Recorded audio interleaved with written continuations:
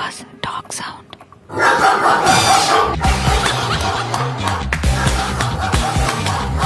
Thank you big boss. Tea కావాలి, కాసేపు ఆగు. టీ కావాలి.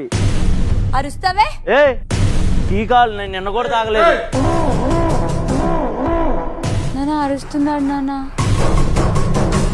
కుక్కలు అరిపించింది నీ కూతురు నా మీద. ముందుగా మనం టీ తయారు చేసుకునే విధానాన్ని ఈరోజు తెలుసుకుందాం.